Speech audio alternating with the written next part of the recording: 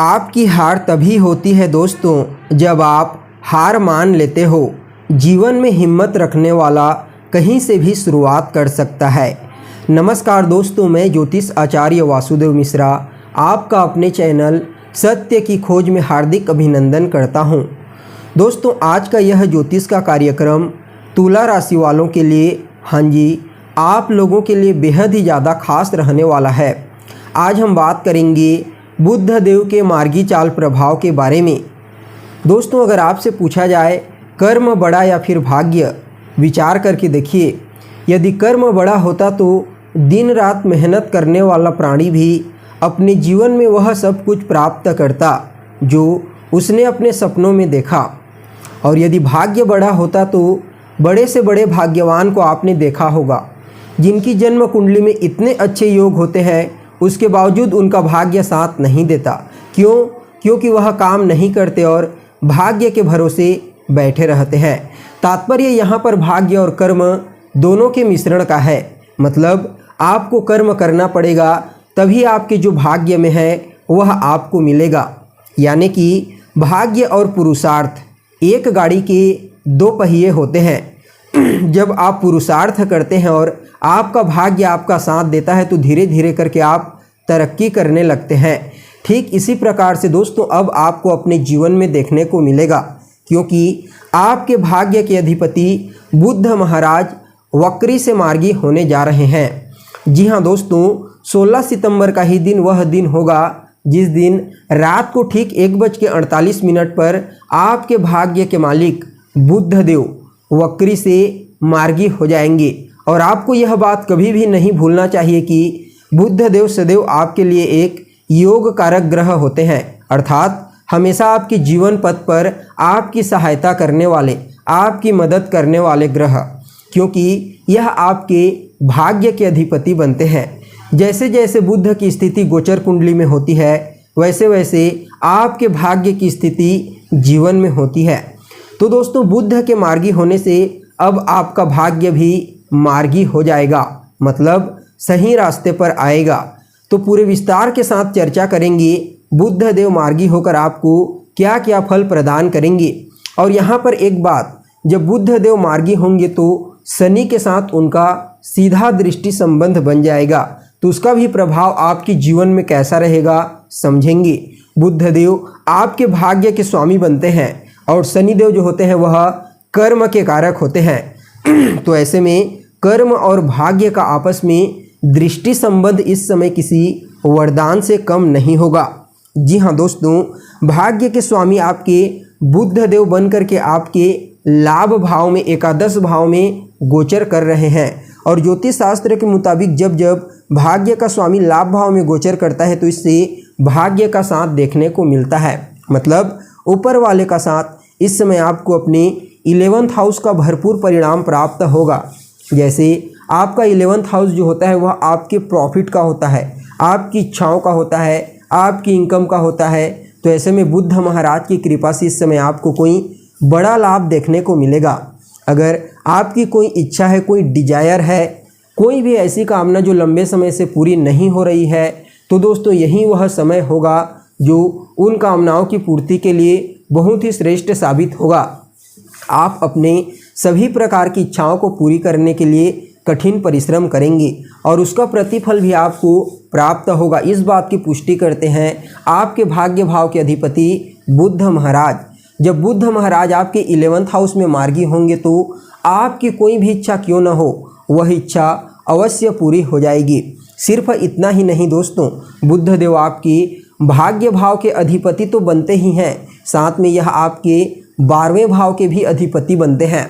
और जो 12वां भाव होता है वह आपके कोर्ट कचहरी का होता है, आपके अस्पताल का होता है, आपकी खर्च का होता है, व्यय का होता है। तो इनसे संबंधित भी अच्छा परिणाम आपको बुध महाराज अपने इस मार्गी चाल के दौरान प्रदान करेंगे। यानी कि अगर आपको कोई रोग है, कोई बीमारी है, तो उससे आपको राहत देखने को मिलेगी। और दोस्तों यह जो 12वां भाव होता है यह आपके खर्चों का भी होता है।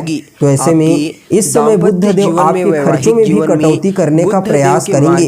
इसके अलावा 12वां घर ही वह स्थान है जो कहीं न कहीं आपके निवेश को इंडिकेट करता है। अगर आपने पहले से कहीं पर निवेश किया हुआ है तो इस समय लाभ मिलने की संभावना बढ़ जाती है। क्योंकि बुध देव आपके इनकम भाव पर, लाभ भाव पर मार्गी हुए हैं। और विशेष बात इसी दरमियान बुध देव जो है वह पूर्वा फाल्गुनी नाम के नक्षत्र में अपना प्रभाव डालेंगे, यानी कि उस नक्षत्र में गोचर करते हुए पाए जाएंगे। और दोस्तों, शास्त्र के मुताबिक कोई भी ग्रह अपनी राशि से ज्यादा, अपने से ज्यादा नक्षत्र का प्रभाव देता है। और जो पूर्वा फाल्गुनी नक्षत्र होता है ना, यह शुक्र का नक्षत्र है और शुक्र देव आपके लग्न के अधिपति बनते हैं। तो इस समय आपके अंदर वह क्वालिटी आएगी, वह बुद्धिमत्ता आएगी, वह तार्किक क्षमता आएगी कि आप दूसरों को प्रभावित कर पाएंगे और अपने कार्य क्षेत्र को उन्नति की ओर ले पाएंगे। देखिए, लग्न हमारा शरीर होता है, इसलिए शरीर पर भी बुध का प्रभाव पड़ेगा। मतलब भाग्य का साथ आपके खुद के ऊपर आ गया। और माना जाता है जब किसी का लग्नेश बलवान हो जाता है, मजबूत हो जाता है, तो उसका स्वास्थ्य तो बेहतर होता ही है। साथ में बहुत से ऐसे कार्य होते हैं जो लंबे समय से किसी न किसी कारणवश नहीं बन पा रहे होते हैं, वह कार्य भी बनने लगते हैं। और देखिए दोस्तों, शुक्र देव जो होते हैं वह आपकी कुंडली में आपके लग्न के अधिपति होने के साथ साथ आपके अष्टम भाव के अधिपति भी बनते हैं।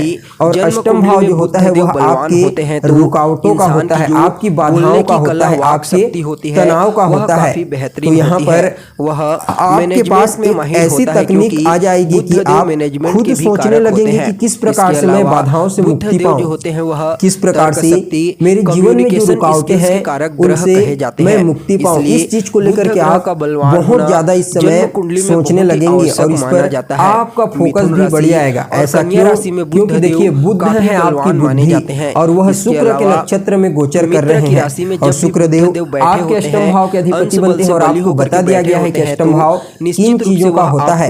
इसलिए दोस्तों, ज्योतिष के इस लॉजिक को समझने का प्रयास करें। इसके अलावा जो अष्टम भाव होता है वह आपकी गहराइयों का भी होता है, गड्ढों का होता है। तो ऐसे में कहीं न कहीं अगर आपका धन कहीं पर फंसा हुआ है तो उस धन को भी आपको निकाल करके बुध देव महाराज देंगे। क्यों? क्योंकि लाभ भाव पर बुध देव का गोचर देखने को मिलेगा। देखिए, जन्म कुंडली में गोचर को समझना बहुत ही आवश्यक है। कुंडली के गोचर के लॉजिक को जब तक आप नहीं समझेंगे तब तक आपको यह मालूम नहीं हो पाएगा कि आपके जीवन में कौन सी घटनाएं कब घटित हो सकती है। क्योंकि ज्योतिष शास्त्र जो है वह पूरी तरह से एक सिद्धांत पर चलता है और जब तक आप उस सिद्धांत को नहीं समझ सकते तब तक घटनाओं का विश्लेषण नहीं कर पाते। इसके अलावा दोस्तों, एक और दूसरा बेहतरीन प्रभाव इसी समय पर आपके ऊपर देखने को मिलेगा और वह है शनि बुध के दृष्टि संबंध का प्रभाव। जी हाँ दोस्तों, इसी समय पर बुध देव और शनि देव आपस में दृष्टि संबंध बनाएंगे। क्योंकि दोनों एक दूसरे से 180 अंश की दूरी पर बैठेंगे, यानी कि ठीक एक दूसरे के आमने सामने। देखिए, बुध देव होते हैं आपकी बुद्धि और शनि देव होते हैं कर्म। तो इस समय आप अपने कार्य क्षेत्र में बहुत ही ज्यादा बुद्धि लगाएंगे। आप अपने कार्य क्षेत्र में किसी भी प्रकार का कुछ नया इन्वेंशन करने का प्रयास कर सकते हैं और पूरा फोकस आपका अपने कार्य पर ही होगा। और बुध और शनि का यह जो सुंदर संयोग बनने वाला है, ध्यान रखिए, बुध व्यापार के भी कारक होते हैं और व्यापार के कारक होने के साथ साथ यह चतुराई और आपके कम्युनिकेशन स्किल्स के भी कारक होते हैं। और शनि देव होते हैं लगातार परिश्रम के कारक, आपके कर्म के कारक। तो ऐसे में बुध और शनि का जो संबंध है यहाँ पर आपको न सिर्फ व्यापार में लाभ प्रदान करेगा बल्कि आप अपने कम्युनिकेशन स्किल से बड़ी आसानी से लोगों को प्रभावित कर पाएंगे। चूँकि यहाँ पर शनिदेव कर्म के कारक होते हैं, इसलिए जो लोग जॉब भी करते हैं, किसी भी प्रकार का कोई सरकारी जॉब करते हैं या फिर प्राइवेट जॉब करते हैं, उनके लिए भी बुध देव का जो यह मार्गी चाल होगा बहुत ही ज़बरदस्त रहेगा। शनिदेव के साथ जो दृष्टि संबंध बनेगा, इसकी वजह से उन लोगों को अपने कार्य क्षेत्र में बड़ी कर्मों में सटीकता देखने को मिलेगी, जिसकी वजह से उनके कई प्रकार के कार्य बड़ी आसानी से पूरे होते चले जाएंगे। देखिए, जब भी कोई भी ग्रह अपने मित्र को दृष्टिगोचर करता है तो वह बहुत ही ज़्यादा फायदेमंद होता है। आप खुद इस चीज़ को देखिए, जब आप किसी मित्र से मिलते हैं या फिर कोई भी मित्र आपके सामने आ जाता है और जब आप उसे देखते हैं तो आपको कैसा अनुभव होता है, आपको खुशी महसूस होती है। ठीक इसी प्रकार से ग्रह नक्षत्र होते हैं। जो ग्रह आपस में एक दूसरे से मित्रता रखते हैं, यदि वह एक दूसरे को देख लेते हैं तो बहुत ही ज़्यादा प्रसन्न हो जाते हैं और एक दूसरे को सपोर्ट करने लगते हैं। ठीक इसी प्रकार से आपके जीवन में बुध और शनि का प्रभाव देखने को मिलेगा। वह एक दूसरे को दृष्टिगोचर करके बहुत ही खूबसूरत संयोग का निर्माण करेंगे और इस खूबसूरत संयोग की वजह से आपकी कुंडली का जो पंचम भाव है दोस्तों, वह जागृत हो जाएगा। और पंचम भाव जो होता है वह आपकी शिक्षा का होता है, आपकी संतान का होता है और कहीं न कहीं आपके पूर्व के पुण्यों का होता है। और इसके अलावा यह कहीं न कहीं आपकी सफलताओं का भी भाव होता है।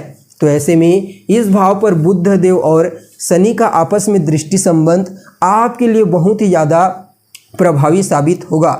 देखिए, वैसे तो शनिदेव 17 जनवरी 2023 को ही पंचम भाव में पूरे 2.5 साल के लिए आ गए हैं और 2.5 साल तक यहीं पर ही गोचर करेंगे। तो शनिदेव का प्रतिफल तो आपको देखने को मिलेगा। और शनिदेव जो होते हैं वह विलंब के कारक ग्रह माने जाते हैं, इसलिए आपको किसी बात की प्राप्ति में विलंब हो सकती है।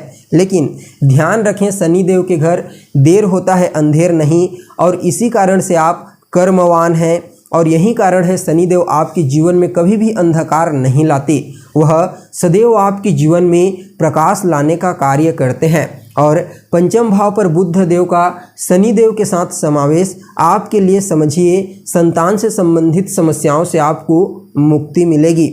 और पंचम भाव हमारे एजुकेशन का होता है तो आपकी शिक्षा में वृद्धि होगी। बुध देव हमारे एजुकेशन के ग्रह होते हैं, जिसकी दृष्टि शनि पर पड़ रही है तो कैसे नहीं होगी, आप खुद विचार करके देखिए। इस समय आप अपनी बुद्धिमत्ता से कई चीज़ों को बड़ी आसानी से हैंडल कर पाएंगे और दोस्तों आपकी जो निर्णय लेने की शक्ति होगी वह भी काफ़ी मजबूत देखी जा सकती है। बुध देव और शनिदेव जब आपस में दृष्टि संबंध बनाते हैं तो यह इंसान की बुद्धि को इतना ज़्यादा तीव्र बना देते हैं कि उसके इंसान में किसी भी प्रकार की समस्या का सॉल्यूशन तुरंत ही आने लगता है।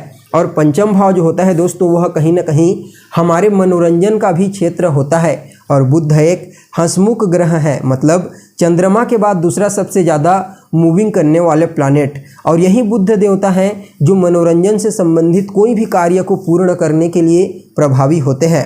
तो ऐसे में शनि और बुध का कॉम्बिनेशन सबसे ज़्यादा महत्वपूर्ण आपके करियर के दृष्टिकोण से, आपके व्यापार के दृष्टिकोण से, कार्य क्षेत्र के दृष्टिकोण से बहुत ही महत्वपूर्ण रहने वाला है। इस समय आपको वातावरण अच्छा होता हुआ दिखाई देगा।